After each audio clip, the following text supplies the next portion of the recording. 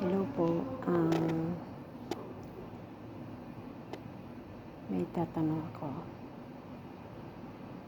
Bakit ay isang tao ay iba ang ipinapakitang attitude doon sa isang kasama sa bahay at doon sa isang kasama sa bahay? Hindi ko maintindihan minsan.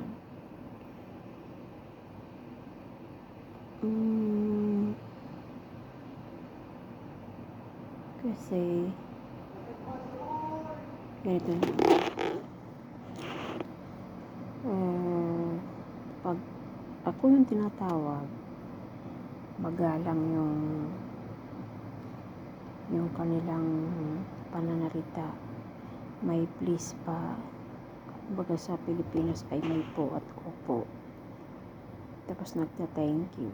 Tapos pag ito namang isa, pasigaw. Yan. So, pero ito matagal na to sa kanila.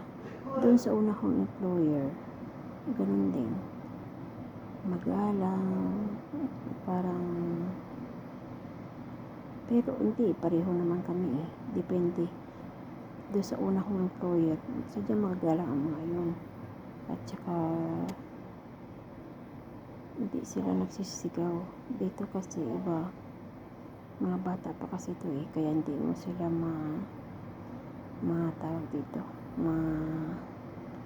mahusgahan kasi mga bata pa sila. Tulad ng dati namin sa dati kong employer na talagang adult na talaga, malaki na sila.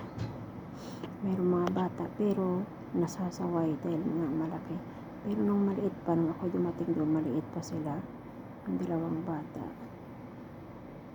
Basta iba talaga. Yung isa talaga ay medyo maldita pero meron pa rin respeto. So, yun yung isang na saan pag pumupunta tayo sa isang lugar na stranger tayo, kung dahil siguro tayo Pilipino kaya yung respeto nandoon, pero iba pa rin eh. Baka kasi meron din ibang Pilipino na minamaltrato, yung tawag dito, yung sinasaktan, minsan nga daw sinasampal-sampal pa. So salamat sa Panginoon dahil di nararanasan So doon sa point na yung dasal at panalangin pa rin yung isang dahilan para talagang yung mapupuntahan mo ay ayos ng mga tao at nakakilala sa Panginoon din. Bagamat iba ang inyong relihiyon, pero isa lang din naman ang Diyos na pinagsasamba. So mayroong respect na so yung pakikitungo pa rin siguro sa mga tao na kung saan yung employer mo, tapos ikaw ay employed doon sa employer mo.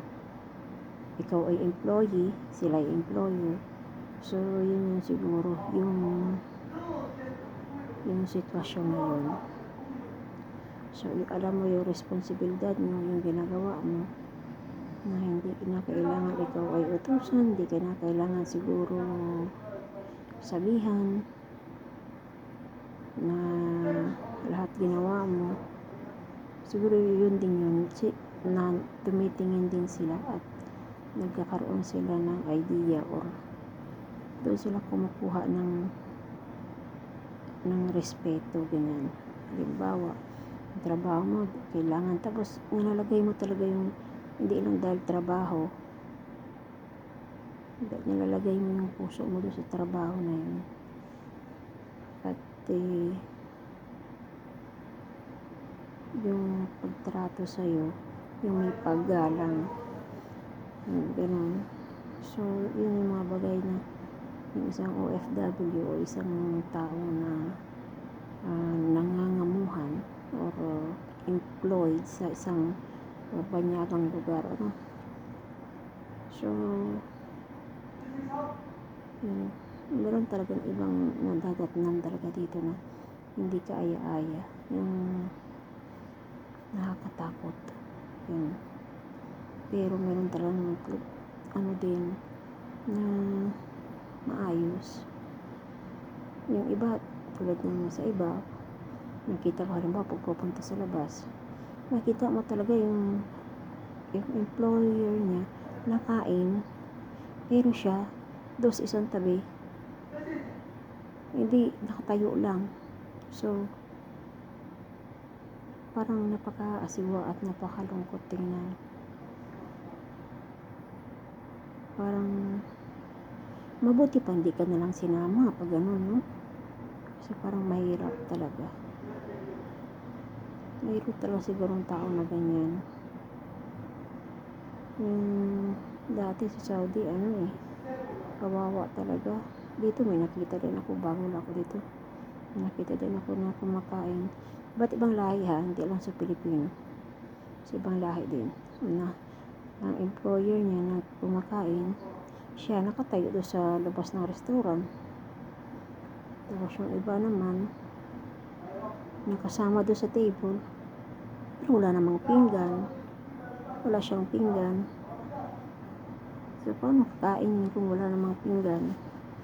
Yung kasama na, kumain na. Yung mga employer na, yung mga anak ng employer, kumain na. Siya naman, hindi. So yun na lang. So, bukas ulit. Ulit yung ating napag-usapan. Sige, comment nyo nga yung mga karanasan nyo dyan para maano natin, mabulay-bulay yung mga karanasan. Mayroon din ibang karanasan na talagang matindi. Sa Saudi ako, talagang may nakausap, putot balat talagang gigising niya, tapos may bata pa siyang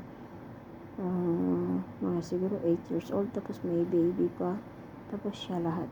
So, ano kaya ang diferensya? Ganun. Sige ha, i-comment nyo dyan. Like and subscribe din sa channel ko, bago lang ito.